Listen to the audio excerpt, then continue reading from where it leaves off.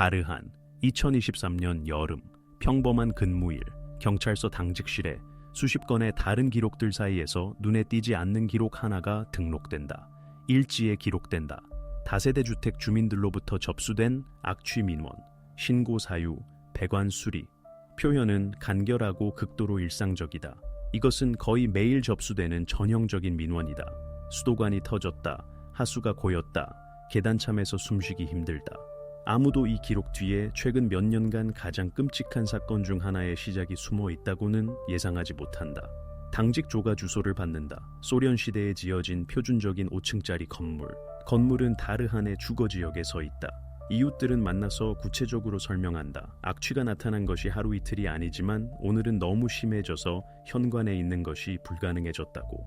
구체적 내용이 조서에 기록된다. 2명의 경찰관이 층으로 올라간다. 이미 계단에서 그들은 이해한다. 민원이 정당하다는 것을. 냄새가 정말 강하고 짙으며 견디기 어렵다. 그 출처는 명백하다. 특정 아파트 하나. 규정에 따라 경찰관들은 내부가 괜찮은지 확인하고 필요하면 공공시설 서비스를 불러야 한다. 문을 두드리고 문턱 뒤에서 발소리가 들린다. 문을 여는 사람은 남자, 아파트 주인이다. 첫눈에 아무런 위반 사항이 없다. 가구가 제자리에 있고 불이 켜져 있고 정돈되어 있다. 그러나 실내의 냄새는 현관보다 훨씬 더 강하다. 경찰관들은 세부 사항을 주목한다. 냄새는 부엌이나 욕실에서 나는 것이 아니라 닫힌 방에서 나온다. 그곳으로 가는 문은 꽉 닫혀 있다.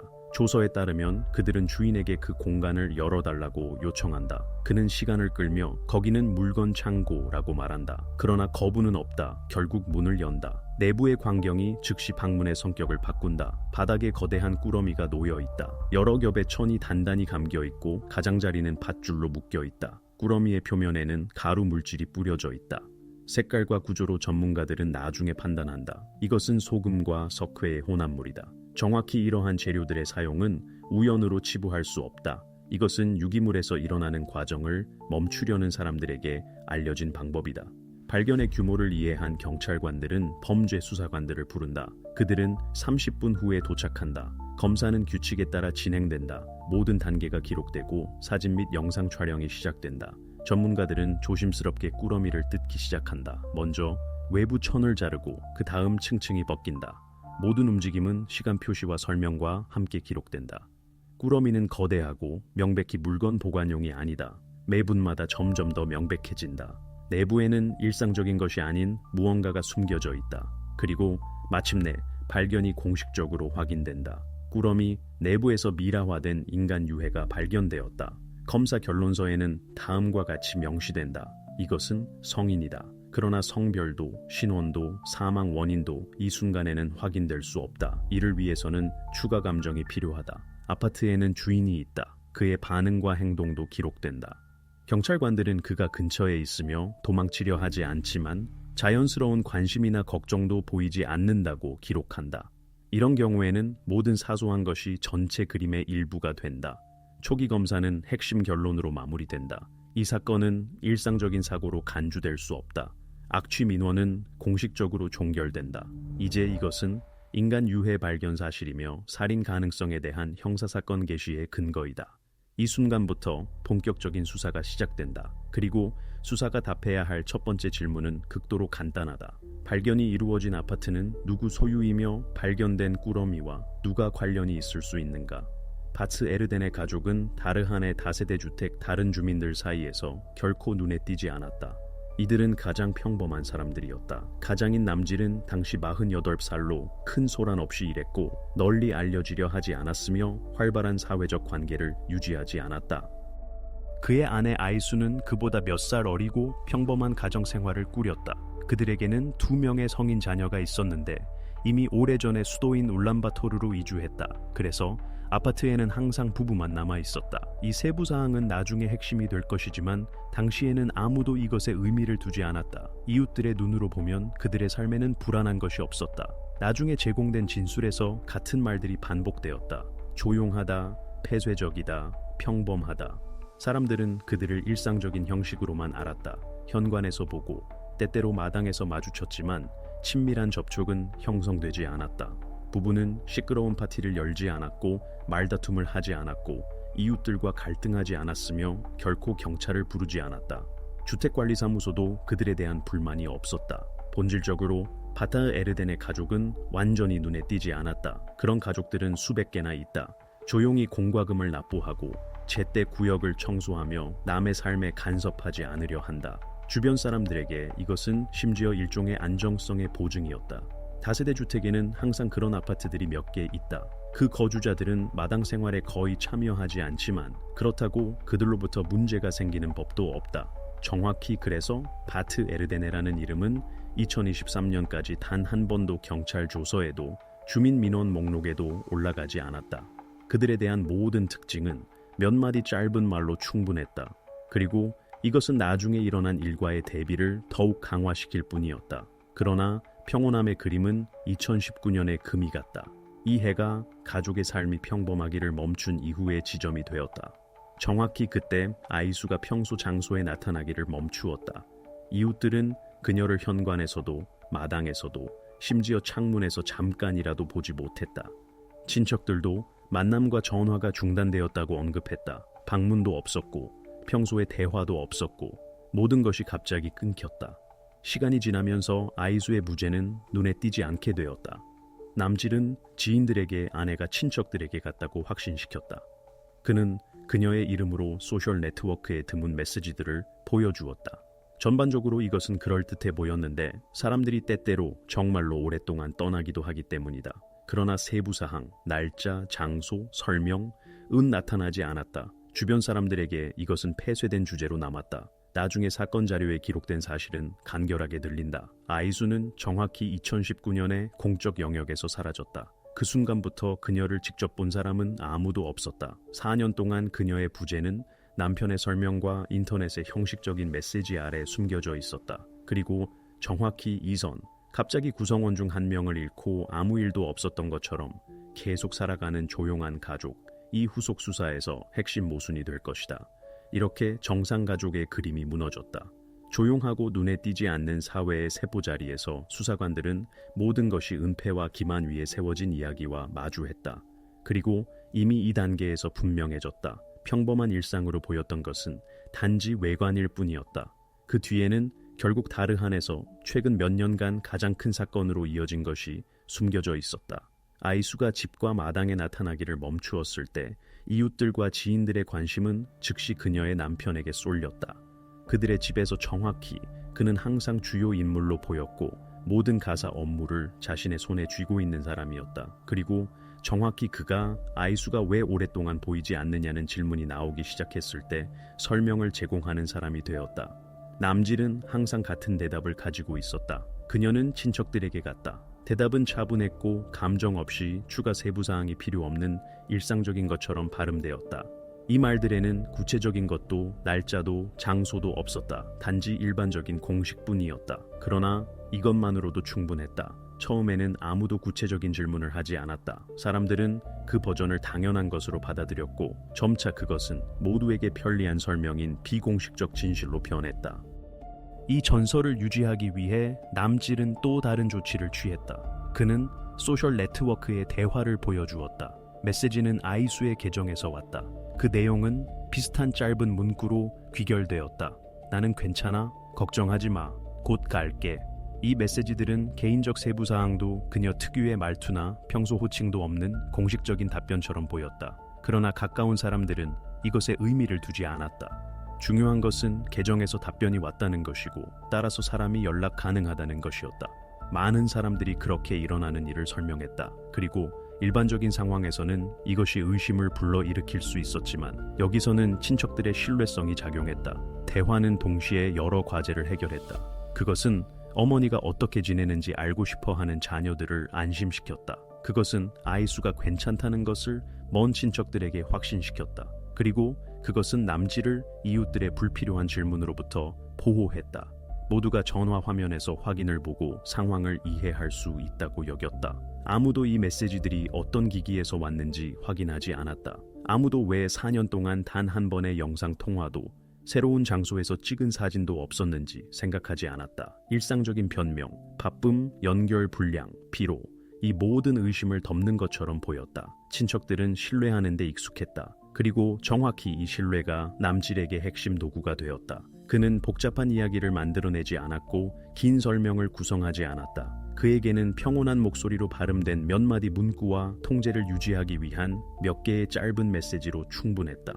누군가가 접촉이 텍스트로만 제한된다는 이상함을 지나가며 언급할 때도 남편은 항상 간단한 변명을 찾았다. 그는 말했다. 거기는 연결이 안 좋아. 또는 지금 말할 수 없어. 바빠. 그리고 이것으로 대화를 끝내기에 충분했다.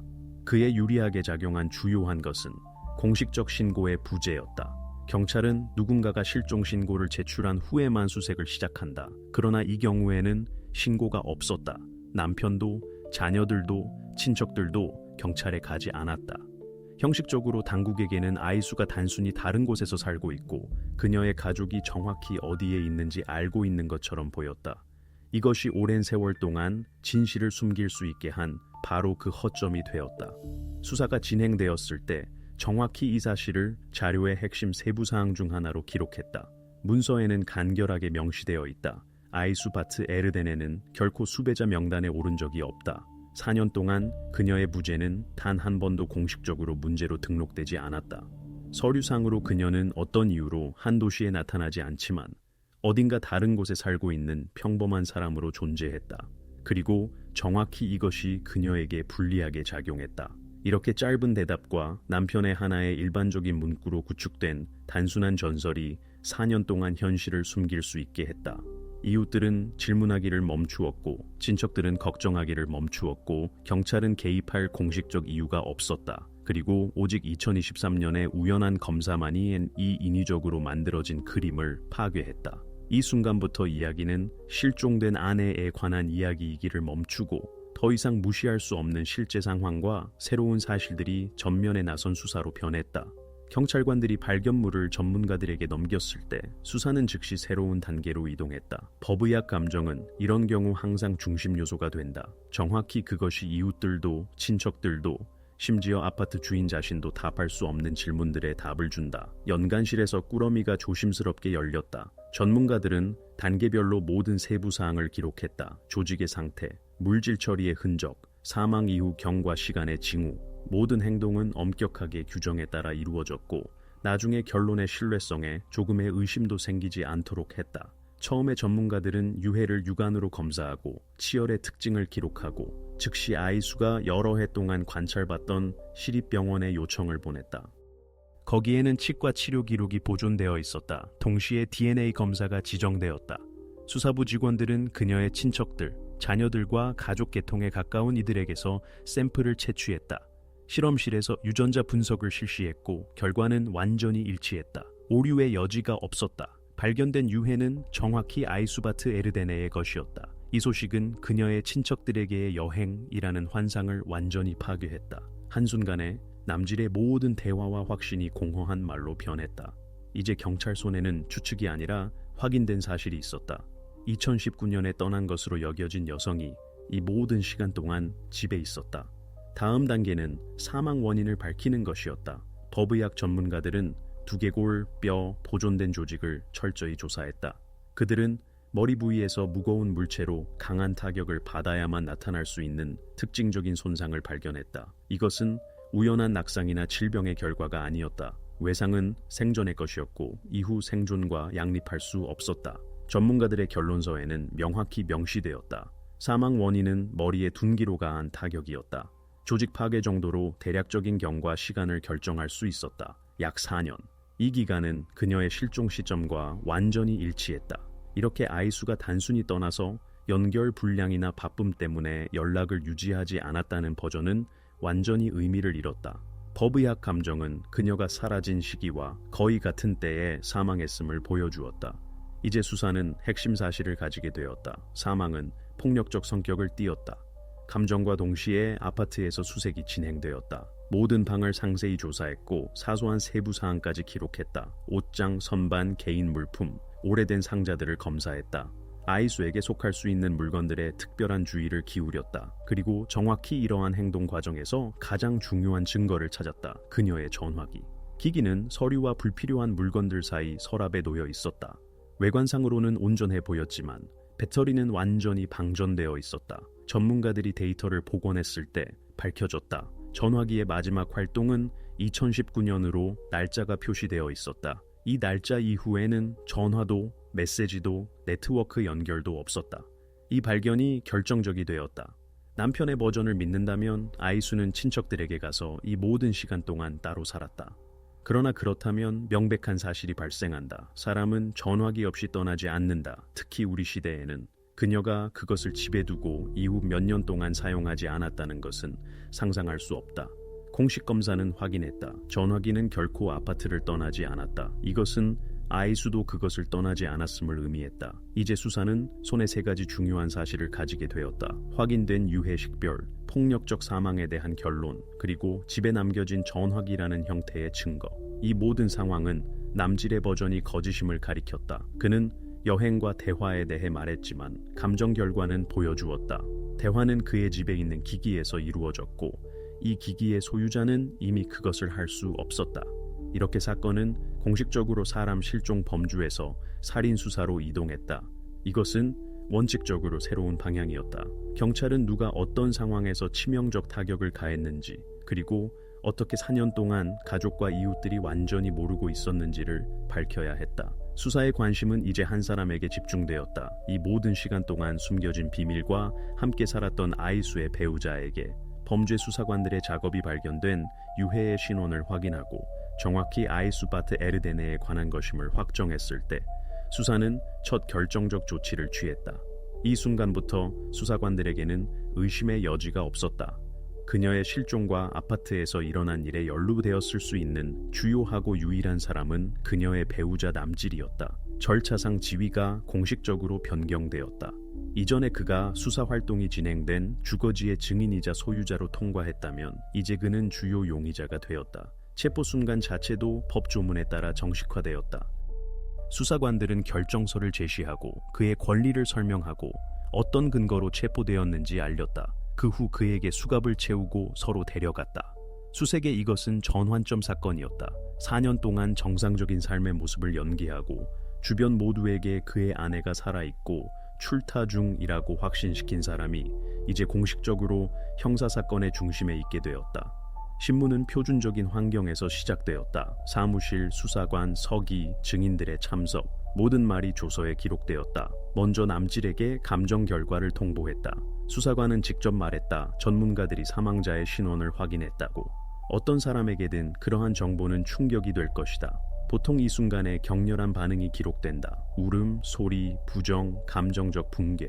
그러나 이 경우 조서에는 반대로 기록되었다. 그는 어떤 감정도 보이지 않았다. 그의 얼굴은 침착했고 반응은 억제되어 있었고 거의 무관심했다. 이러한 감정의 부재 자체가 심각한 질문을 불러일으킨 세부사항이 되었다. 그 다음 그에게 설명할 기회가 주어졌다. 수사관은 직접적인 질문을 했다. 2019년에 떠난 것으로 알려진 그의 배우자가 어떻게 이 모든 시간 동안 그의 아파트에 있었는지 설명하라. 남질은 이웃들과 친척들에게 말했던 것과 같은 문구를 반복했다. 그녀는 떠났다. 그러나 이제 그에게 불리하게 감정으로 기록된 구체적인 사실들이 놓여 있었다. 그의 말에는 논리도 설득력도 없었다. 아내가 어떻게 떠날 수 있었는지, 그리고 동시에 그녀가 발견된 방에 있었는지에 대한 명확한 질문에 그는 침묵했다. 조서는 기록했다. 답변 거부.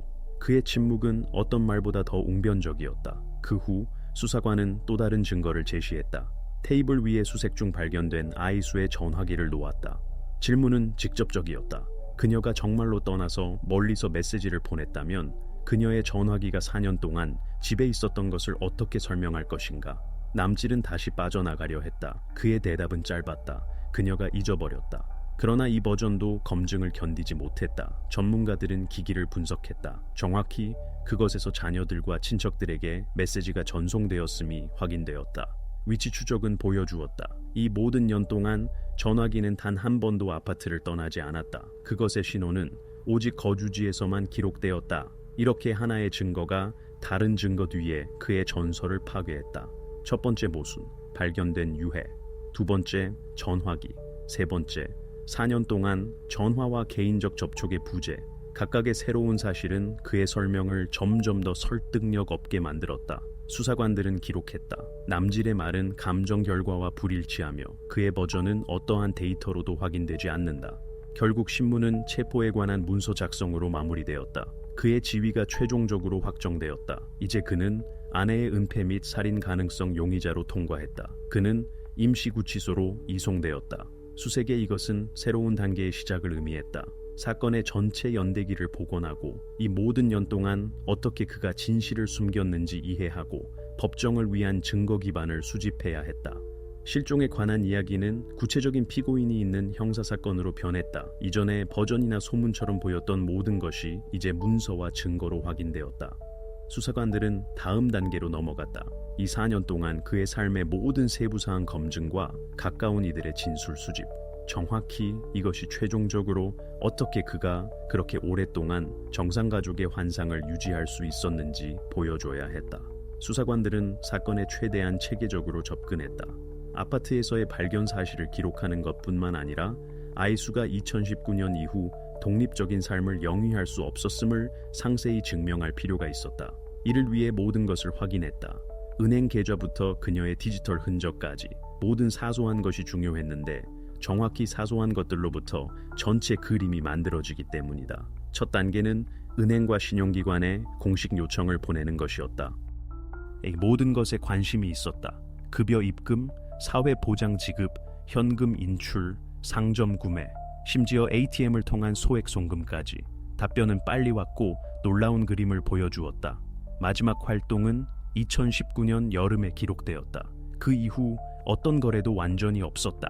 계좌는 열려 있었고 카드는 유효했지만 단순히 사용되지 않았다. 일반적인 사람에게 이것은 비논리적으로 보였다. 아이수가 검소하게 살았더라도 돈은 여전히 필요했을 것이다. 음식, 교통, 야계.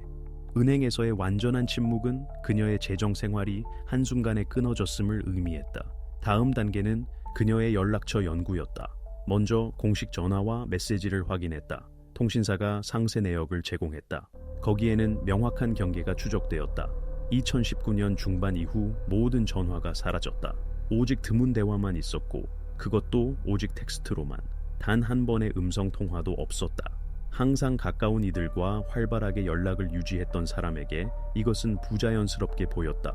동시에 그녀의 자녀들을 대화에 불렀다. 그들은 확인했다. 어머니와 직접 대화한 적이 4년 동안 단 한 번도 없었다고.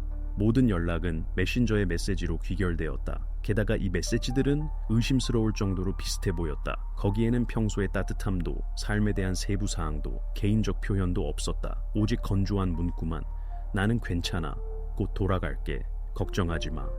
자녀들 자신에게 이것은 당시 이상하게 보였지만 아버지가 모든 것이 괜찮다고 확신시켰다. 그들이 왜 어머니가 전화하지 않느냐고 질문하려 했을 때 남질은 매번 같은 대답을 했다. 거기는 연결이 안 좋아.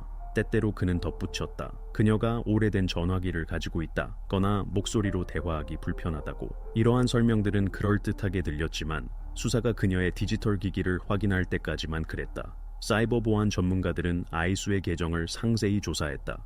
소셜 네트워크, 메신저, 이메일을 확인했다. 밝혀졌다. 그녀의 계정으로의 모든 로그인이 하나의 IP 주소, 바트 에르덴의 가족의 가정 인터넷에서 발생했다고. 위치는 단 한 번도 변하지 않았다. 대화에서 그녀가 다른 곳에 있다고 말했을 때조차도. 추가 분석은 보여주었다. 메시지는 이 모든 시간 동안 집에 있었던 전화기에서 전송되었다고. 정확히 이것이 전환점이 되었다. 남편의 버전에 따르면 어딘가 그녀와 함께 있어야 할 전화기가 실제로는 결코 아파트를 떠나지 않았다. 더욱이 전문가들이 데이터를 복원했을 때 밝혀졌다. 2019년 중반부터 기기가 전혀 본래 목적으로 사용되지 않았다고. 전화가 걸리지 않았고 카메라가 켜지지 않았고 심지어 알람도 설정되지 않았다. 그것은 오직 대화를 위한 도구로만 작동했다. 이 모든 것이 수사가 통합된 그림을 모으도록 했다. 아이수의 재정 생활은 2019년에 멈췄다. 자녀들과의 음성소통은 더 이상 없었다. 전화기는 집에 남았고 그녀의 존재를 모방하는 데 사용되었다. 그녀가 썼다고 알려진 메시지들은 차갑고 비인격적이었다. 모든 것이 계정과 기기에 대한 접근권을 오직 한 사람, 남질만이 가지고 있었음을 가리켰다. 보고서에서 전문가들은 이것을 극도로 명확하게 표현했다. 그녀의 디지털 실종 날짜는 2019년 중반과 일치했다. 이 표시 이후 아이수는 독립적 인격으로서 정보 영역에서 존재하기를 멈추었다. 그녀의 이름으로 나타난 모든 것은 다른 사람에 의해 통제되고 생성되었다. 이 결론은 그녀가 떠났다는 버전이 완전히 조작되었다는 핵심 증거가 되었다. 이렇게 수사는 남편의 전설을 파괴할 수 있었을 뿐만 아니라 아이수의 삶이 실질적으로 끝난 구체적 순간을 기록할 수 있었다. 그리고 이제 논리적으로 다음 단계가 대두되었다. 남질이 어떻게 4년 동안 진실을 숨길 수 있었는지 이해할 필요가 있었다. 2019년 이후 이 아파트의 평소 생활 방식은 알아볼 수 없을 정도로 변했다. 이웃들은 남질이 의식적으로 외부 세계로부터 자신을 차단하는 것처럼 행동하기 시작했다고 언급했다. 이전에 그가 마당에 나가서 이웃들과 일상적인 것들에 대해 이야기하고 현관에서 지체하며 공과금 문제에 대해 몇 마디 주고받을 수 있었다면 점차 그러한 접촉은 거의 사라졌다. 그를 공용장소에서 보지 못하게 되었고 그는 거리에 점점 덜 나타났고 건물 생활에 참여하지 않았다. 많은 사람들이 회상했다. 심지어 만났을 때조차 그는 짧은 끄덕임으로 제한하고 빨리 대화를 끝내려 했다고. 특히 불안스러웠던 것은 그가 외부인 방문을 어떻게 다루었는지였다. 계획된 검사를 위해 배관공이든 전기기술자든 관리회사 직원이든 문은 닫혀 있었다. 장비를 검사해달라는 요청에 그는 거절로 답했고 매번 같은 것을 설명했다. 내가 다 할게. 외관상으로 이것은 자립심의 표현으로 보일 수 있었고 도움 없이 해결하는 습관이었다. 그러나 상황이 계속 반복되면서 그의 목표는 스스로 수리하는 것이 아니라 아무도 아파트 안으로 들어오지 못하게 하는 것이라는 인상이 형성되었다. 친척들이 방문했을 때 그림은 더욱 명백해졌다. 그는 문 앞 현관에서 그들을 만났고 항상 서두르는 인상을 만들었다. 드문 경우에 부엌으로 통과하도록 허용했고 거기서 앉아서 대화할 수 있었지만 안쪽 방들로의 접근은 닫혀 있었다. 그곳으로 가는 문들은 항상 잠겨 있거나 닫혀 있었고 심지어 가까운 이들조차 그 뒤에 무엇이 있는지 볼 수 없었다. 아내에 대한 직접적인 질문에 그는 같은 문구로 답했고 마치 오운 것처럼 그녀는 자고 있어, 가게에 갔어, 화장실에 있어. 어떤 답변도 구체적이지 않았고 단 한 번도 그녀를 부르거나 그녀가 어디 있는지 보여주겠다고 제안하지 않았다. 처음에 이것은 사소한 이상함으로 받아들여졌지만 해가 거듭되며 반복되자 그러한 설명들이 더 이상 그럴듯하게 보이지 않는다는 것이 분명해졌다. 수사관들은 그가 어떻게 그녀의 존재의 모습을 유지했는지 따로 연구했다. 그리고 여기서 또 다른 중요한 세부사항이 드러났다. 근처 가게들은 남질을 잘 기억했다. 그는 정기적으로 명백히 아내와 관련된 물건들을 구입했다. 이것은 개인 위생 용품이었고 때때로 심지어 새 옷이었다. 계산대에서 그의 주문은 질문을 불러일으키지 않았다. 그가 단순히 바쁘거나 일시적으로 부재한 아내를 돌보는 것처럼 보였다. 더욱이 그는 이러한 구매를 숨기지 않았다. 자녀들이나 친척들과의 대화에서 그는 그것들을 언급했고 아이수가 그들의 일상생활의 일부로 계속 존재한다는 증거로 삼았다. 외부 관찰자에게 이것은 여성이 정말로 어딘가에 있지만 단순히 눈에 나타나지 않는다는 확인으로 작용할 수 있었다. 점차 전체 시스템이 명백해졌다. 그의 폐쇄성, 누구도 아파트에 들이지 않는 거부, 아내에 대한 질문에 대한 똑같은 답변, 구매의 과시, 이 모든 것이 정돈된 그림으로 합쳐졌다. 남질은 의식적으로 집에서 정상적인 삶이 계속되는 것처럼 환상을 만들었지만 이 삶의 핵심 인물은 이미 오래전에 없었다. 그의 모든 행동은 목표를 가지고 있었다. 이 거짓 껍질을 유지하며 누구도 그의 말을 의심하지 못하게 하는 것. 수색에 이것은 결정적 전환점이 되었다. 이제 분명해졌다. 이웃들이 단순히 이상한 행동이라고 불렀던 것이 실제로는 일관되고 체계적인 진실 은폐를 나타냈다. 그는 그것을 자발적으로 구축하지 않았고 때때로가 아니라 수년 동안 한 단계씩 얼마나 멀리 갈 수 있는지 확인하며 구축했다. 그리고 정확히 이 신중하게 계획된 계획이 그가 4년 동안 정상성의 모습을 유지할 수 있게 했다. 수집된 모든 사실은 최종적으로 확인했다. 이것은 일상적 습관이나 성격의 개인적 이상함에 관한 것이 아니었다. 이것은 냉철하고 장기적인 은폐를 나타내는 목적 지향적 행동이었다. 수색의 한 가지 다음 단계가 남았다. 그가 어떻게 이 거짓말을 그렇게 오래 유지할 수 있었는지, 그리고 아파트 내부의 어떤 세부 사항이 이 모든 시간 동안 일어난 일에 빛을 비출 수 있는지 이해하는 것. 첫 번째 규정 조치들 이후 수사관들은 이해했다. 아파트의 피상적 검사로 제한할 수 없다는 것을. 일어난 일의 상황을 직접 가리킬 수 있는 물적 증거는 실내 어딘가에 있어야 했다. 반복 수색을 조직하기로 결정했지만 이제는 전문가들을 동원하고 기술 수단을 사용하여 계획은 간단했다. 아파트의 모든 구석을 확인하고 모든 가능한 구조물을 분해하며 내부에 숨겨진 증거가 남아있을 가능성을 배제하는 것. 수색은 이른 아침에 시작되었다. 현장에 범죄 수사관들, 증인들이 도착했다. 아무것도 놓치지 않기 위해 상세한 작업 계획을 작성했다. 거실부터 시작했다. 거기서 가구, 책, 선반 위의 물건들을 주의 깊게 검사했다. 그 다음 침실로 넘어갔다. 바닥, 벽, 환기 샤프트에 특별한 주의를 기울였다. 특수 탐침, 자외선 램프, 열화상 카메라를 사용했다. 빈 공간이나 이상을 드러내는데 도움이 될 수 있는 모든 것.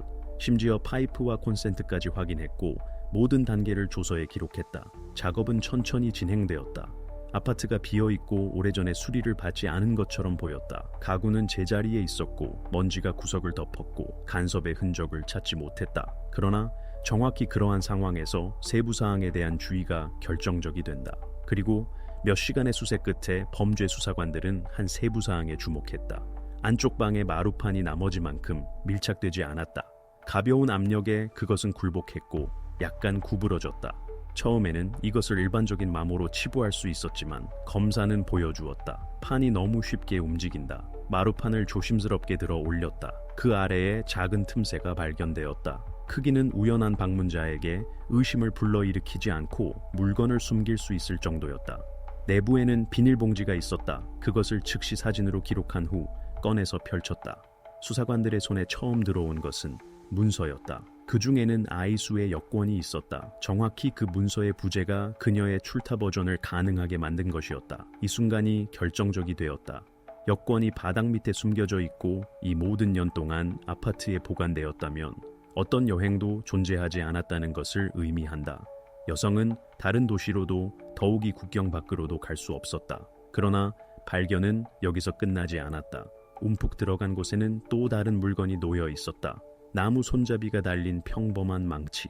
첫눈에 그것은 어떤 집에서나 찾을 수 있는 평범한 도구와 다르지 않았다. 그러나 전문가들은 즉시 타격면의 특징적인 얼룩을 알아챘다. 이 흔적의 색과 구조는 도구가 비극의 순간에 사용되었을 수 있음을 추정하게 했다. 물건을 조심스럽게 포장하고 봉인하고 증거 목록에 넣었다. 그것을 추가 범죄 감정으로 보내 여성에게서 발견된 손상과의 연관성을 확인하거나 반증했다. 이렇게 반복 수색은 즉시 두 가지 핵심 결과를 주었다. 첫째, 아이수의 여권이 발견되어 그녀의 긴 출타에 대한 이야기를 완전히 파괴했다. 둘째, 범죄 도구가 될 수 있는 잠재적 도구가 발견되었다. 이러한 발견들이 사건의 진행을 바꾸었다. 이제 수사는 간접 징후와 이웃들의 진술뿐만 아니라 남편을 일어난 일과 직접 연결하는 물적 증거를 가지게 되었다. 발견들을 기록한 후 아파트를 봉인하고 물건들을 감정으로 보냈다. 수사관들은 이해했다. 분석이 망치의 얼룩 출처를 확인하면 남질에 대한 증거 기반은 거의 논쟁의 여지가 없게 될 것이다. 사건은 새로운 단계로 이동했고 주요한 것은 사건의 정확한 메커니즘을 확립하고 고의를 확인하는 것으로 남았다. 다음 단계는 명백했다. 증거의 감정과 사건 자료에서의 법적 확정. 수사관들이 마루판 아래에서 망치를 찾았을 때 그것을 즉시 조서에 넣고 특수 용기에 조심스럽게 포장했다. 그러한 물건들은 그 상태뿐만 아니라 발견된 맥락으로도 주목을 끈다. 이것은 다른 물건들이 있는 서랍에 보이는 곳에 놓인 도구가 아니라 의도적으로 마루 밑에 아이수의 문서 옆에 숨겨진 것이었다. 은폐 사실 자체가 아파트 주인이 누구도 이 물건을 우연히 발견하기를 원하지 않았음을 말했다. 외부 검사는 보여주었다. 타격면과 나무 손잡이의 일부에 갈색 흔적이 남아 있었고 그것들은 오래전에 형성된 것처럼 보였다. 수사관들은 현장에서 결론을 서두르지 않았지만 비전문가의 눈에도 분명했다. 망치는 명백히 수리에 사용되지 않았다. 모든 서류를 정리한 후 도구를 실험실로 보냈다. 거기서 그것은 여러 단계의 연구를 거쳤다. 먼저 전문가들은 외관을 기록했다. 모든 면에서 사진을 찍고 크기를 측정하고 손잡이에 긁힌 자국까지 설명을 작성했다. 그 다음 초기 분석 시간이 왔다. 화학자들은 생물학적 액체에 반응하는 표준 신속 검사를 사용했다. 절차는 간단하다. 소량의 물질을 물건 표면에서 채취하여 시약에 넣는다. 색이 변하면 흔적이 정말로 혈액과 관련이 있다는 것을 의미한다. 이 경우 반응은 즉시 나타났다. 이미 이 결과는 그들 앞에 우연한 먼지도, 페인트도, 녹도 아니라는 이해를 주었다. 이것은 정확히 혈액의 흔적이었다. 그러나 가장 중요한 것은 앞에 있었다. 이 혈액이 누구의 것인지 결정하는 것. 실험실은 완전한 유전자 감정 주기를 수행했다. 망치 표면에서 여러 샘플을 채취하여 오류 가능성을 배제했다. 각 샘플은 DNA 추출, 증폭, 그리고 통제 데이터와의 추가 대조 단계를 거쳤다. 이 경우 통제 데이터는 법의학 감정 중 아이수의 유해에서 미리 채취된 유전자 프로필이다. 결과는 명확했다. 100% 일치. 망치에는 정확히 아이수바트 에르데네의 혈액 흔적이 보존되어 있었다. 다음 단계도 못지않게 중요했다. 정확히 이 도구가 피해자에게서 기록된 외상을 입힐 수 있었는지 확립할 필요가 있었다. 흔적학 전문가들은 전체 절차 복합체를 수행했다. 먼저 그들은 뼈의 손상을 상세하게 촬영한 후 이 부위의 3차원 모델을 만들었다. 그 후 망치 타격면의 형태를 골절의 성격과 비교했다. 크기, 깊이, 윤곽이 세부 사항까지 일치했다. 전문가들의 결론은 명확하고 유보 없이 들렸다. 손상의 성격은 정확히 이 망치로 가한 타격과 완전히 일치한다. 이렇게 수사는 동시에 여러 핵심 확인을 받았다. 첫째, 도구가 용의자의 아파트에서 발견되었고 그것이 숨겨져 있었다는 것은 이미 증거 은폐 시도를 가리킨다. 둘째, 망치의 실험실이 오류 없이 아이수의 혈액으로 식별한 생물학적 흔적이 보존되어 있었다. 셋째, 뼈의 손상이 이 도구의 형태 및 매개 변수와 일치한다. 이 모든 데이터가 함께 평범한 가사 물건을 직접적이고 논쟁의 여지 없는 범죄 도구로 변환시켰다. 이제 사건은 새로운 단계로 이동했다. 수사는 더 이상 가정을 세우거나 간접 증거로 제한할 필요가 없었다. 그들의 손의 비극의 순간에 아이수와 남지를 연결하는 물건이 있었다. 그리고 정확히 이 물건이 기소의 중심 요소가 되었다. 감정에 기초하여 수사는 공식적으로 기소를 제기할 준비를 했고 수집된 증거는 미래 재판 과정의 기초가 되어야 했다. 수사관들은 이해했다. 손에 이미 갈색 침전물이 있는 망치가 있고 유전자 감정이 일치를 보여주고 사건의 논리가 남편을 직접 가리킨다 해도 이것만으로는 마침표를 찍기에 여전히 충분하지 않다고. 형사사건은 항상 모든 가능한 시나리오의 완전한 처리를 요구하는데 가장 있을 법하지 않은 것조차도. 그렇지 않으면 법정에서 변호인이 수사가 처음부터 미리 선택된 노선을 따랐고 대안을 고려하지 않았다라고 주장할 수 있다. 정확히 그래서 이 단계의 작업은 꼼꼼하고 체계적이고 매우 방대해졌다. 첫 번째 단계는 아이수 주변에 대한 상세한 연구였다. 이를 위해 그녀의 이전 직장 직원 명단을 요청하고 친척들의 주소를 확인하고 그녀가 정기적으로 접촉한 사람들의 목록을 작성했다. 수사관들은 동료들에게 전화하고 지역 이웃들을 만나고 가족의 지인들을 신문했다. 조서에는 건조한 문구가 나타났다. 긍정적으로 특징 지어진다. 폐쇄적이다. 해로운 습관이 없었다. 갈등, 채무 의무, 법적 분쟁에 대한 언급은 발견되지 않았다. 은행 보안 서비스는 확인했다. 그녀 이름으로 신용 분쟁이 없었다고. 의료기관들은 갈등 상황과 관련된 접수를 기록하지 않았다. 그녀의 삶은 최대한 조용하고 눈에 띄지 않게 보였다. 가족에 대한 이야기가 나왔을 때 수사관들은 모두를 확인해야 했다. 가장 가까운 이들까지도. 그래서 관심은 이미 오래전에 수도에 살고 있던 아들과 딸에게로 전환되었다. 먼저 전화기 기록을 확인했다. 2019년의 중요한 시기에 그들의 기기가 어디에 있었는지, 그 다음 대학 수업 및 직장 출석에 대한 공식 데이터를 요청했다. 이 모든 정보는 하나의 그림으로 합쳐졌다. 둘 다 어머니 실종 시점에 다르한에서 수백 킬로미터 떨어진 울란바토르에 있었다. 더 큰 신뢰성을 위해 추가로 그들의 친구들, 동료들, 기숙사 이웃들을 신문했다. 그들의 말은 문서 데이터와 완전히 일치했다.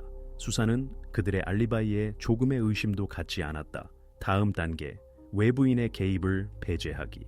이를 위해 범죄 수사관들은 아파트 현관문을 다시 검사했다. 자물쇠는 완전히 정상 상태였고 침입이나 열쇠 선택의 흔적이 발견되지 않았다. 창문도 확인했다. 잠금 장치가 손상되지 않았고 외부에서 침투한 흔적이 없었다. 더욱이 현관 이웃들은 이 모든 시간 동안 남질에게 의심스러운 손님을 보지 못했다고 회상했다. 누구도 늦은 시간에 오지 않았고 평소보다 오래 아파트에 머물지 않았다. 가족 주변의 분위기 자체가 고립감을 주었지 외부인들에게 열린 느낌이 아니었다. 수사관들은 이 모든 데이터를 대조했다. 아이수에게 외부 적이 없었다. 아들과 딸은 중요한 시기에 근처에 있을 물리적 가능성이 없었다. 외부로부터 아파트로의 침투는 기록되지 않았다. 모든 대안 버전이 자동으로 탈락한다는 것이 밝혀졌다. 그리고 이 노선들이 철저히 처리될수록 동기 가능성, 완전한 접근권을 가진 유일한 사람이 하나, 그녀의 남편로 남는다는 것이 더욱 명백해졌다. 이 단계에서 수색의 그림이 최종적으로 합쳐지기 시작했다. 우연한 범죄자 버전은 폐기되었다. 자발적 출발 버전은 여권, 전화기, 은행 데이터로 파괴되었다. 다른 친척들의 참여와 함께한 가족 갈등 버전은 확인되지 않았다. 원이 닫혔다. 모든 길은 남질로 이어졌다.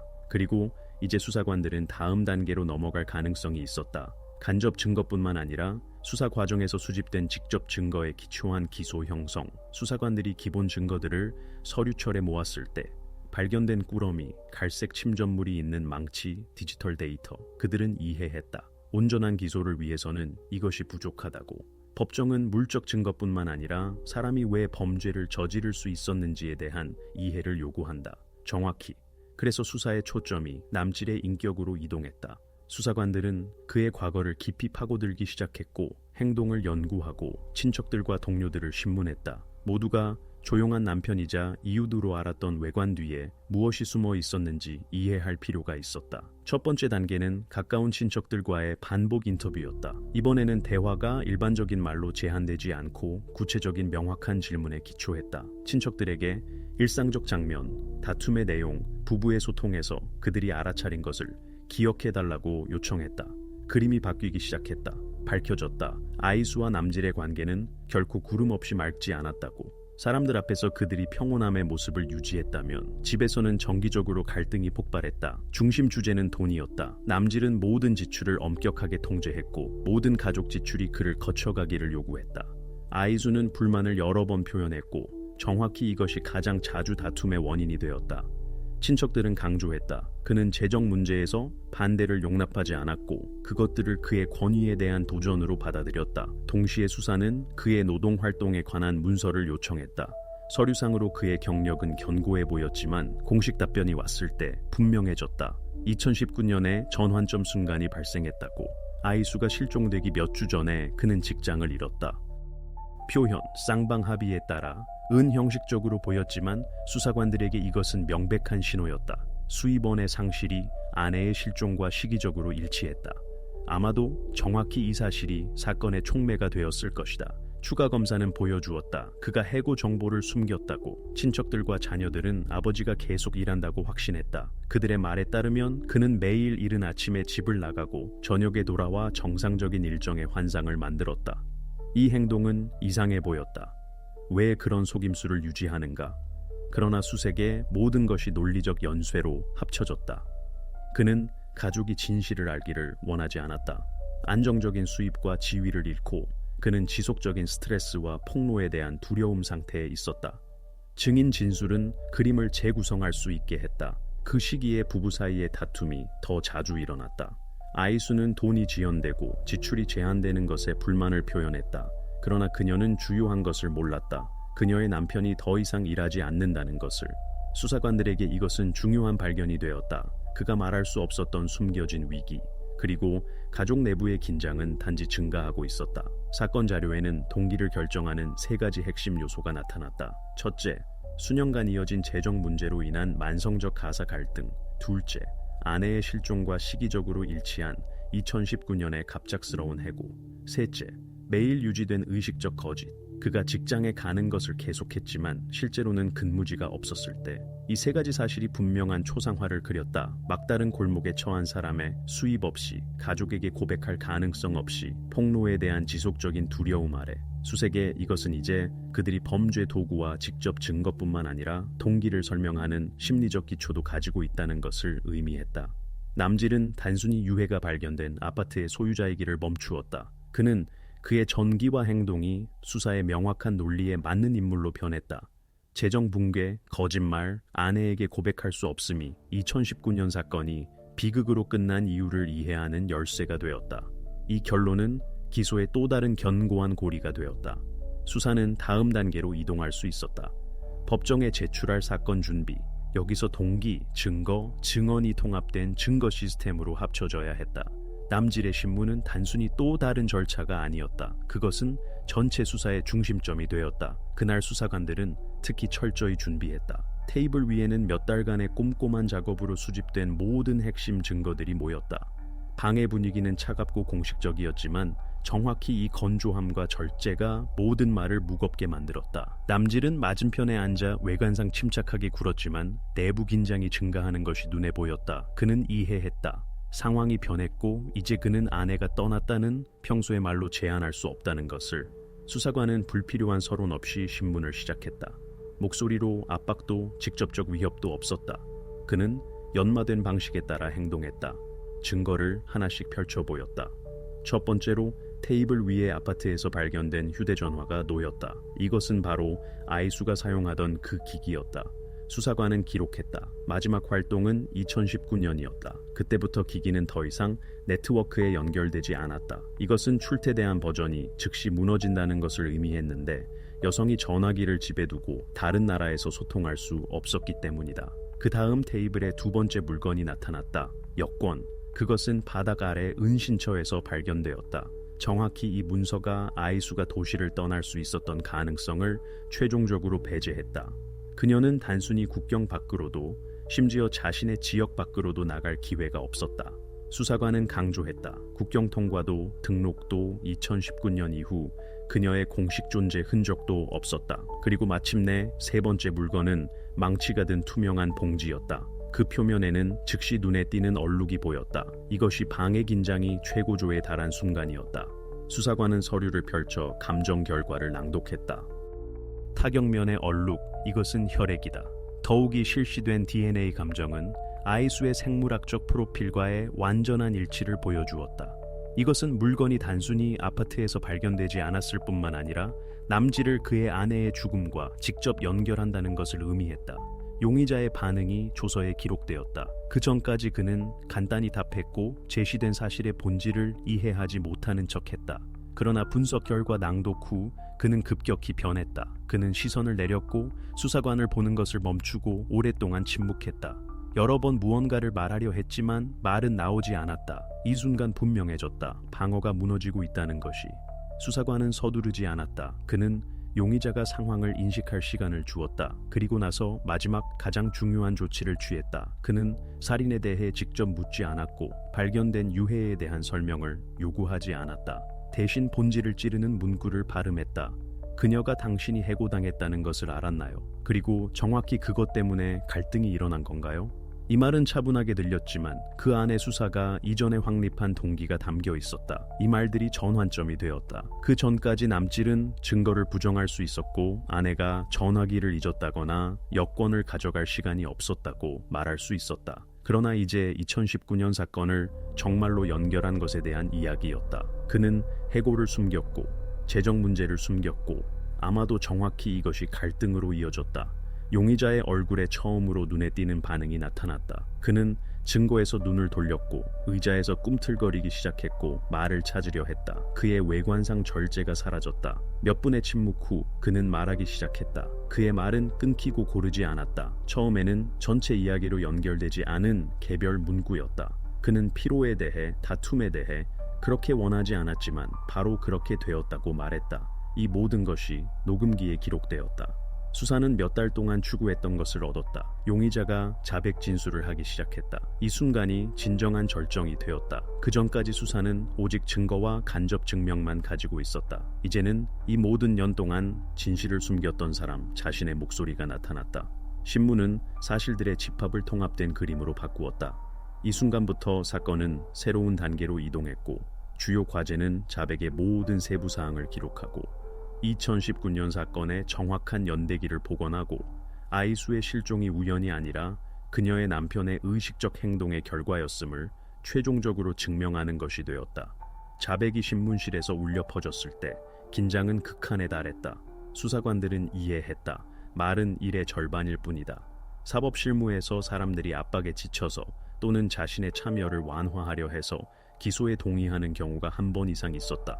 그래서 자백만으로는 사건을 닫을 수 없다. 구체적인 것이 필요했고 그 자신이 일어난 일의 참여자가 아니었다면 외부인은 알 수 없었을 세부사항이 필요했다. 정확히 그때 수사관은 이러한 상황에서 모든 것을 결정하는 조치를 취한다. 그는 애매함이 없는 질문을, 정확한 답변을 요구하는 질문을 던진다. 그는 묻는다. 아이수의 옷이 어디로 사라졌는가? 바로 2019년에 그녀가 마지막으로 목격되었을 때의 그 옷이. 방에 침묵이 걸렸다. 남질은 앉아서 시선을 바닥에 내리고 있었고 그가 자신과 싸우고 있는 것처럼 보였다. 이마에 땀이 맺혔고 손가락이 엮였다. 몇 초 동안 침묵했고 방에서 시계가 똑딱거리는 소리를 들을 수 있었다. 그는 여전히 결정하려는 것처럼 보였다. 계속 침묵할 것인가 아니면 진실을 말할 것인가. 그러나 그 다음 거의 속삭임으로 그는 사건의 진행을 바꾼 말을 발음했다. 그는 구체적인 장소를 말했다. 지하실에, 환기 샤프트에. 말은 억눌린 듯 들렸고 마치 그의 의식 깊은 곳에서 뽑아낸 것 같았다. 수사관들에게 이것은 신호였다. 그가 거짓말을 한다면 속임수는 매우 빨리 드러날 것이다. 그러나 진실을 말한다면 정확히 이 세부사항이 핵심이 될 것인데 지하실 검사에 관한 어떤 조서에도 어떤 보고서에도 그러한 언급이 없었기 때문이다. 그날 밤 그들은 집의 반복 검사에 대한 결정서를 작성했다. 아침에 첫 수사관 그룹과 함께 증인들 및 범죄 수사관들과 함께 그들은 지하실로 내려갔다. 지하실 자체는 음산하고 버려진 공간이었다. 콘크리트 벽은 습기 얼룩으로 덮여 있었고 도처에 오래된 먼지와 파이프의 녹 흔적이 있었다. 공기는 짙고 무거웠으며 곰팡이 냄새가 났다. 램프가 어둑하게 통로를 비췄고 모든 발걸음이 울리는 메아리로 되돌아왔다. 수사관들은 체계적으로 움직이며 모든 구석을 확인하고 모든 것을 사진과 비디오로 기록했다. 마침내 그들은 환기 계구부에 도착했다. 첫눈에 그것은 다른 것들과 다르지 않았지만 주의 깊은 검사는 중요한 세부사항을 드러냈다. 격자가 다른 것들처럼 고정되지 않았다. 약간 비틀어져 있었고 고정 장치 중 하나에는 신선한 긁힌 자국이 보였고 마치 최근에 열렸던 것처럼 보였다. 수사관이 조심스럽게 격자를 제거하고 손전등으로 내부를 비췄다. 샤프트 깊은 곳에서 무언가가 번쩍였다. 갈고리를 사용하여 그들은 꾸러미를 꺼냈다. 단단히 묶인 오래된 비닐봉지. 그 표면은 먼지와 거미줄층으로 덮여 있었지만 언젠가 의도적으로 거기에 숨겨졌다는 것이 보였다. 모든 행동이 기록되었고 증인들이 조서에 서명했다. 봉지를 열었을 때 안에는 여성 옷이 있었다. 물건들은 마치 보관을 준비하듯 깔끔하게 접혀 있었다. 천혜색은 바랬지만 전반적인 모습은 보존되었다. 아이수의 친척들은 즉시 물건들을 알아봤다. 정확히 그러한 차림으로 그녀가 실종 직전에 목격되었다. 특히 자수가 있는 블라우스가 눈에 띄었다. 다른 것과 혼동할 수 없는 세부사항. 수색의 이 발견은 엄청난 가치를 가졌다. 첫째, 그것은 용의자의 말을 확인했다. 오직 그만이 옷이 어디로 사라졌는지 알 수 있었다. 둘째, 물건들은 물적 증거가 되었다. 천에는 범죄 수사관들이 즉시 감정을 위해 압수한 흔적이 남아 있었다. 실험실에서 나중에 확립했다. 아이수의 생물학적 프로필과 완전히 일치하는 혈액 흔적이 있었다. 이것이 질문에 굵은 마침표를 찍었다. 남질이 자신에 대해 거짓 진술을 할 수 있었는가? 아니다. 그는 정확한 장소를 말했고 내용물을 미리 설명했다. 이 순간 퍼즐이 최종적으로 맞춰졌다. 자백이 증거로 뒷받침되었고 이제부터 용의자의 변호는 압박이 그를 자백하게 만들었다고 주장할 수 없었다. 너무 많은 일치. 증인들의 진술 및 감정 결과와 일치하는 너무 많은 세부사항. 이제 수사는 그의 자백뿐만 아니라 그것이 진실임을 증명하는 증거도 가지고 있었다. 이 발견이 전환점이 되었다. 오랫동안 간접 증거와 의심의 연속처럼 보였던 사건이 이제 견고한 기반을 얻었다. 수사는 그 불운한 밤에 사건이 어떻게 전개되었는지 이해하는 열쇠를 얻었다. 앞으로 가장 중요한 것이 남았다. 남질 자신의 말로 일어난 일에 완전한 그림을 복원하고 그것을 사건 자료에 확정하여 어떤 의심도 최종 결론을 흔들 수 없도록 하는 것. 공식 문서와 신문 조서에는 정확히 2019년의 그날 저녁이 어떻게 전개되었는지에 대한 완전한 그림이 기록되어 있다. 이미 반박할 수 없는 증거의 무게 아래 있던 남질은 상세한 진술을 했다. 그는 모든 것이 일상적 문제에 대한 평범한 대화로 시작되었지만 점차 대화가 심각한 갈등으로 변했다고 말했다. 그의 말에 따르면 아이수는 그가 해고를 숨겼다는 것을 알게 되었다. 몇 달 동안 그는 마치 출근하는 것처럼 아침에 집을 나갔다가 저녁에 돌아와 평소 리듬을 유지하려 했고 아무도 아무것도 의심하지 않도록 했다. 실제로 그는 이미 오래전에 일하지 않았고 정기적인 수입이 없었다. 이것이 지속적인 긴장의 원인이 되었다. 남질의 말에 따르면 아내가 그에게 돈에 대해 그리고 왜 계좌가 비어가는지 직접 물었다. 대화는 빠르게 비난과 고발로 넘어갔고 그들 각자가 점점 더 목소리를 높였다. 수사는 남질의 자백에 감정적 색채는 없지만 세부 사항이 갈등의 일상적 배경을 확인한다고 기록했다. 그날 그는 사소한 수리가 진행 중이던 방에 있었다. 거기에는 망치를 포함한 도구들이 놓여 있었다. 남질은 인정했다. 말다툼의 한가운데서 그는 이 물건을 잡고 아내의 머리를 쳤다. 조서에는 추가 세부 사항 없이 그의 말이 기록되어 있다. 잡았다, 쳤다. 그는 강조했다. 격정 상태에서 그것을 했고 모든 것이 갑자기 일어났다고. 아이수는 즉시 의식을 잃었다. 남질이 더 가까이 다가가서 그녀에게 몸을 굽히고 그녀가 숨을 쉬지 않는다는 것을 깨달았다. 신문에서 그는 언급했다. 그녀가 죽었다는 것을 깨달았다. 이 사건 이후 그 자신의 자백에 따르면 그는 공황에 빠졌다. 그러나 경찰과 감옥에 대한 두려움이 다른 모든 감정보다 더 강했다. 남질은 확신했다. 만약 그가 도움을 요청한다면 즉시 고의적 범죄로 기소되어 투옥될 것이라고. 이 순간 그는 아무도 부르지 않기로 결정했다. 그가 직접 진술한 또 다른 동기는 가족과 관련이 있었다. 그는 가까운 이들의 눈에 폭로되는 것을 두려워했다고 인정했다. 조서에는 그의 말이 기록되어 있다. 자녀들이 그들의 아버지가 살인자라는 것을 알기를 원하지 않았다. 그 다음 그는 체계적으로 행동하기 시작했다. 일어난 일의 흔적을 숨기기 위해 남질은 천, 필름, 소금과 석회를 사용하여 냄새의 출현을 막으려 했다.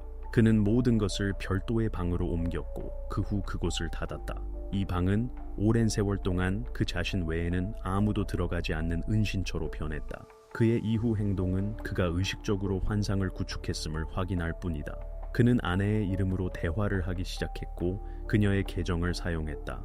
메시지는 짧았다. 나는 괜찮아. 곧 돌아갈게. 설득력을 유지하기 위해 그는 주기적으로 여성 옷, 개인 위생 용품을 구입했고 때때로 아이수가 사용하는 것으로 알려진 물품을 주문하기도 했다. 이 모든 것은 하나를 목표로 했다. 주변 사람들에게 그녀가 여전히 살아있지만 단지 출타 중이라는 환상을 보존하는 것. 이웃들과 친척들의 눈의 상황은 그럴듯해 보였다.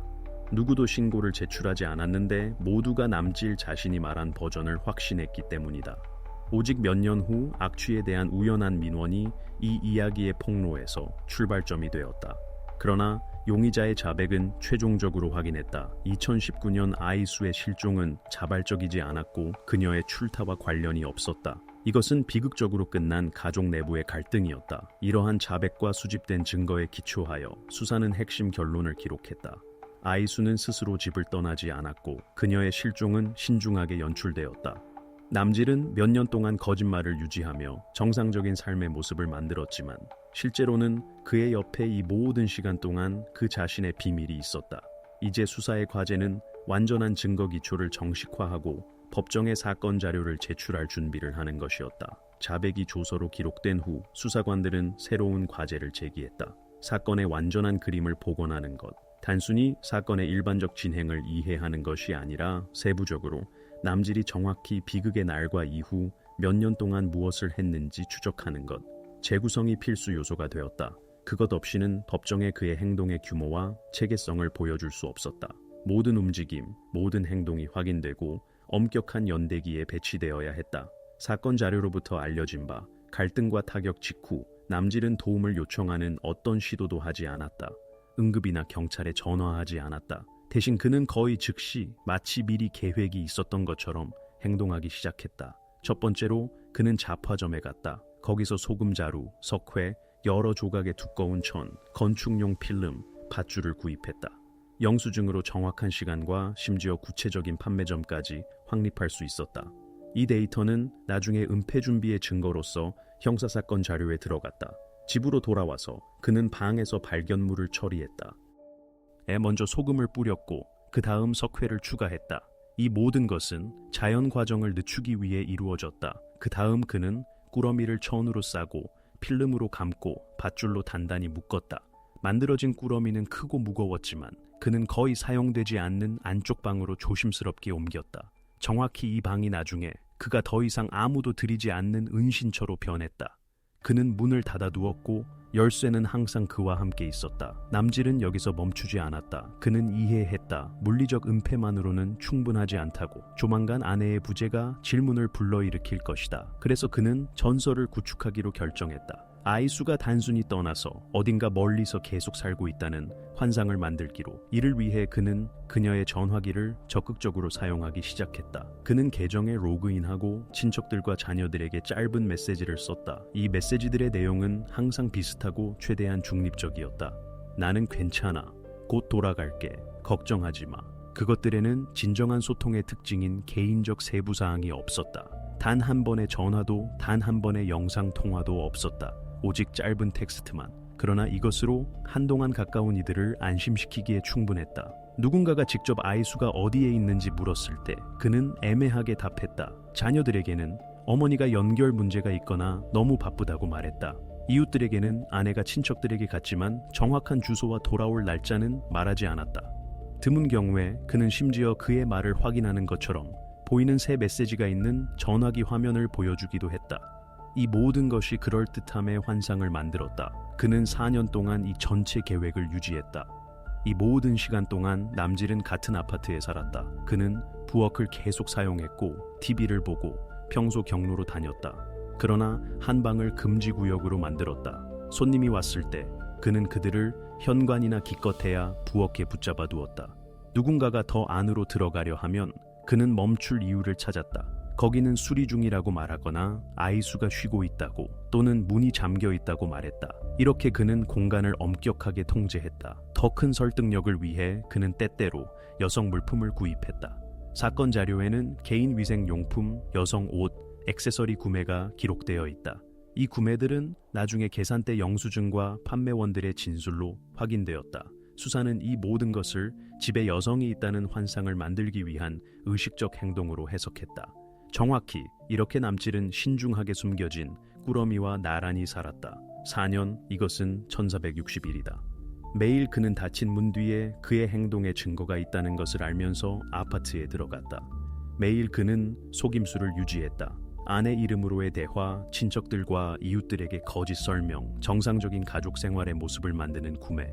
이 재구성은 수색의 그가 한 작업의 규모를 보여주었다. 이것은 우연한 행동도 충동적 반응도 아니라 체계적이고 냉철한 은폐였다. 모든 것이 신중하게 구축된 계획처럼 보였는데 거기서 모든 단계는 자신의 자리와 목적을 가지고 있었다. 정확히 이 행동의 논리가 법정의 사건을 준비할 때 결정적이 되었다. 수사관들은 일상적 갈등이 아니라 수년에 걸쳐 늘어난 다층적 속임수에 대해 이야기하는 것을 보여줄 수 있었다. 정확히 이 결론이 다음 단계의 열쇠가 되었다. 기소의 법적 확정, 수사의 최종 입장 형성, 그리고 재판 과정 준비. 남질 바트 에르데네의 재판은 전체 이야기의 절정이 되었다. 길고 고통스럽고 끔찍한. 그 이전에 일어난 모든 것, 꼼꼼한 수사, 증거 수색, 끝없는 신문과 감정이 마침내 엄격한 법적 문서에서 형태를 얻었다. 기소장의 모든 줄은 검증되고 확인되었다. 수사는 의심이 거의 남지 않을 정도의 증거량으로 법정에 접근했다. 기소는 명확하고 극도로 구체적으로 공식화되었다. 주요 조항은 배우자의 고의적 생명 박탈과 관련이 있었고 동시에 후속 은폐 행동과 관련된 에피소드들이 별도로 구분되었다. 수사는 주장했다. 그는 범죄를 저지른 것뿐만 아니라 4년의 긴 세월 동안 신중하게 구축된 거짓말을 유지하며 친척들, 이웃들, 동료들, 심지어 자신의 자녀들까지 속였다. 검찰의 의견으로는 이 사실이 그의 행동을 더욱 잔인하고 냉소적으로 만들었다. 검사가 법정에서 처음으로 기소를 낭독했을 때 분위기는 극한까지 긴장되었다. 모든 참석자들은 남질의 반응을 기다렸다. 그는 계속 부정할 수도 있었고 변명하려 할 수도 있었지만 대신 다른 노선을 선택했다. 자백, 그의 말은 절제되고 거의 냉담하게 들렸다. 그는 수사관들이 이미 알고 있던 모든 것을 확인했다. 큰 선언도, 동정을 불러일으키려는 시도도 없었다. 그는 단순히 더 이상 다투지 않을 사실을 진술하는 것처럼 보였다. 그러나 자백이 과정을 간단하게 만들지는 않았다. 변호인은 그를 위해 조금이라도 완화를 찾으려 했다. 변호사들은 심각한 심리적 상태에 대해 2019년에 그가 여러 상황의 압박 아래 있었다고 말했다. 직장 상실, 가족 내 지속적인 갈등, 폭로에 대한 두려움. 그들의 버전에 따르면 그는 강한 감정적 긴장 상태에서 행동했고, 따라서 이것은 냉철한 계산이 아니라 격정의 폭발이었다. 그들은 주장했다. 예, 그는 유죄이지만 처벌은 이러한 뉘앙스를 고려해야 한다. 검찰은 완전히 다른 노선을 구축했다. 검사는 그 운명적인 저녁 이후 일어난 모든 것이 우연성에 대한 버전을 완전히 반박한다고 상기시켰다. 특수 재료 구매, 아내의 디지털 이미지 생성, 그녀의 이름으로 메시지 발송, 4년 동안 출타에 대한 전설 유지. 이것은 격정이 아니라 흔적 은폐를 위한 차갑고 계획적이며 체계적인 작업이다. 더욱이 검찰은 이러한 행동들이 그의 전설을 믿고 기다리며 살았던 가족과 가까운 이들에게 추가적인 고통을 가했다는 점에 주의를 집중시켰다. 법정은 양측을 주의 깊게 들었다. 모든 농어가 기록되었고 모든 세부 사항이 논의되었다. 판사는 감정적 주장뿐만 아니라 문서, 감정, 증인 진술로 확인된 사실들을 분석했다. 심리 과정에서 분명했다. 변호인의 상황 완화 시도에도 불구하고 사건의 사실적 측면은 너무 무거웠다. 유죄 인정은 단지 수사의 결론을 확정시킬 뿐이었고 그의 책임을 완화시키지 않았다. 판결 선고일 법정에는 특별한 침묵이 있었다. 공기조차 더 짙어진 것 같았다. 판사는 건조하고 공식적인 언어로 말했지만 모든 말은 무게가 있었다. 먼저 그가 유죄로 인정된 조항들이 나열되었다. 그 다음 격정 상태에 대한 변호인의 주장이 왜 확인을 찾지 못했는지 상세히 설명되었다. 비극 이후 남질의 행동이 너무나 체계적이고 장기적이었다. 모든 것이 그가 자신이 무엇을 하는지 이해했고 의식적으로 그것을 했음을 가리켰다. 그리고 마침내 주요한 것이 울려 퍼졌다. 유죄. 법정은 그에게 긴 자유 박탈형을 선고했고 실질적으로 이 이야기에 마침표를 찍었다. 이것은 그의 이후 운명을 결정했을 뿐만 아니라 그의 가족과 가까운 이들을 둘러싼 수년간의 거짓말, 속임수, 공포의 일종의 종말이 된 판결이었다. 사건을 추적한 사람들에게 이 순간은 동시에 안도이자 충격이었다. 안도, 왜냐하면 진실이 마침내 법적 확인을 받았기 때문이다. 충격, 왜냐하면 사람이 자신의 행동을 숨기기 위해 얼마나 멀리 갈 수 있는지가 최종적으로 분명해졌기 때문이다. 사건이 종결되었다. 그러나 그것과 함께 범죄의 이야기뿐만 아니라 4년 동안 무지 속에 살았던 가족, 이웃들, 친구들의 삶에서 전체 시대가 끝났다. 답을 얻은 사람들. 그러나 이 답들은 너무나 끔찍해서 그것들로부터의 앙금이 영원히 남았다. 이렇게 재판이 끝났다. 그러나 이 이야기가 남긴 흔적은 판결의 줄들보다 훨씬 더 깊게 남았다. 그것은 이 비극의 일부였던 사람들의 기억에 남았고 전체 사회의 논의 주제가 되었다. 거짓말과 두려움의 압박 속에 처한 사람이 무엇을 할 수 있는지에 대한 예시로서. 이야기는 법정 판결로 끝나지 않았다. 반대로 정확히 이 순간부터 가족에게는 새롭고 훨씬 더 무거운 단계가 시작되었다. 왜냐하면 과정은 몇 달 동안 지속되었고 이 모든 시간 동안 가까운 이들에게는 작은 희망이 남아 있었다. 어쩌면 모든 것이 오해였을지도, 어쩌면 아버지가 일부만 인정할지도, 나머지는 다르고 더 가벼운 기소일지도 모른다고. 그러나 평결 선고 후 환상이 흩어졌다. 판결이 최종 마침표를 찍었고 그 순간 아이수의 자녀들에게는 모든 것이 한꺼번에 무너졌다. 그들은 2019년에 어머니를 잃었지만 당시에는 그녀가 단순히 떠난 것이라고 생각했다.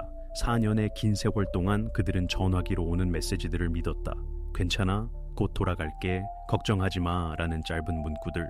이 줄들이 그들을 지탱했고 고통스러운 질문을 하지 않을 가능성을 주었다. 그러나 이제 밝혀졌다. 이 모든 년 동안 그들의 아버지 자신이 그들과 게임을 했다는 것이.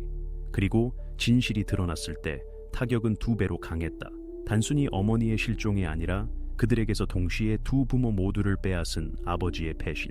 재판 후 그들은 그와의 접촉을 완전히 거부했다. 단 한 통의 편지도, 단 한 번의 면회 방문 시도도 없었다. 그들에게 그는 존재하기를 멈추었고 마치 그가 결코 없었던 것처럼. 공식 문서에서 그는 여전히 그들의 아버지로 기록되어 있지만 마음속으로 그들은 이 연결을 끊었다. 이 단절은 소리 없었지만 절대적이었다. 그리고 이것은 놀랍지 않다. 지지대가 되어야 할 사람이 갑자기 공포의 원천이 될 때 내부에는 화해를 위한 힘도 의지도 남지 않는다. 그들은 살아있는 부모가 있는 고아가 되었다. 그러한 상황은 아마도 죽음 자체보다 더 무겁다. 왜냐하면 상실의 경우 슬픔은 있지만 배신은 없기 때문이다. 여기서는 이중의 고통, 어머니의 박탈과 남은 사람이 바로 그녀를 빼앗았다는 인식. 한순간에 그들의 전체 세계는 타버린 사막으로 변했고 거기에는 과거도 미래도 없고 오직 도망치고 싶은 기억만 있다. 아파트의 운명도 이 끔찍한 유산의 일부가 되었다. 수사 후 주거지는 봉인되었고 그 다음 모든 증거가 압수되었을 때 그것은 죽은 침묵으로 가득한 빈 상자로 변했다. 친척들은 거기에 정착하려 시도조차 하지 않았다. 아무도 문턱을 넘기로 결정하지 않았다. 아파트의 분위기 자체가 비밀과 공포로 스며든 것처럼 보였다. 이웃들은 문을 멀리 우회하려 했고 서로 대화에서 그것을 미라가 있는 아파트라고 부르기 시작했다. 이 이름이 너무 견고하게 붙어서 판매 광고에서조차 사람들은 그 과거를 알고 거절할 구실을 찾았다. 몇 번 사업가적 중개인들이 시장 가격보다 낮은 가격을 제시하며 그것을 시장에 내놓으려 했지만 모든 것이 소용없었다. 아무도 끔찍한 비밀이 4년 동안 숨겨진 장소와 자신의 삶을 연결하고 싶어 하지 않았다. 점차 아파트는 침묵의 기념물로 변했다. 저녁에 그 창문은 어두웠고 마당에서 아이들은 그 아파트에 대한 이야기로 서로를 겁주었다. 심지어 우연한 행인들도 주소를 듣고 그것을 알아보고 침묵했다. 이렇게 한때 가족의 집이었던 공간이 파괴의 상징으로 변했다. 그리고 이 아파트가 이전에 어땠는지 기억한다면 대비는 거의 견딜 수 없게 된다. 왜냐하면 정확히 여기서 가족이 식탁에 모였고 명절을 축하하고 손님을 받았기 때문이다. 여기서 웃음과 대화가 들렸고 삶이 끓었다. 그러나 2019년 이후 모든 것이 변했고 벽들은 완전히 다른 기억들을 흡수했다. 어둠, 침묵, 고독. 이제 이 집은 도시의 한 범죄가 어떻게 살아있는 공간을 사람들이 외면하는 장소로 변환시킬 수 있는지에 대한 예시가 되었다. 그러나 이 이야기에서 가장 끔찍한 것은 그 최종 역설이다. 남질은 계속 말했다. 그는 가족을 보존하고 싶었다고. 자녀들이 어머니가 살아있고 어딘가 멀리 있다고 생각하기를, 그녀의 존재를 계속 느끼기를 원했다고. 정확히 이것을 위해 그는 메시지를 위조했고 출타에 대한 전설을 만들어냈다. 그의 머릿속에서 이것은 가족을 고통으로부터 보호하려는 시도처럼 보였다. 그러나 실제로 그의 행동은 모든 것을 파괴했다. 아이 수는 더 이상 없다. 자녀들은 어머니와 아버지를 동시에 잃었다. 아파트는 이제 아무도 보고 싶어하지 않는 장소로 변했다. 바트 에르덴의 가족의 이름은 존중과 기억이 아니라 이웃들이 속삭이는 끔찍한 이야기와 연결되었다. 그리고 밝혀졌다. 남질의 모든 노력이 정확히 반대 결과로 이어졌다는 것이. 가족 보존 대신 그것의 완전한 파괴, 보호 대신 총체적 파괴, 사랑 대신 차가운 거짓말과 수사. 그가 보살핌이라고 불렀던 것이 실제로는 배신으로 밝혀졌다. 나는 가족을 보존하고 싶었다는 그의 말은 그들이 가졌던 모든 것의 완전한 붕괴로 변했다. 이제 형사사건의 흔적, 신문기사들, 그리고 한때 따뜻함과 빛이 있었던 곳에 폐허만 남긴 하나의 거짓말이 전체 삶을 쓸어버릴 수 있다는 것을 상기시키는 빈 아파트만 남았다.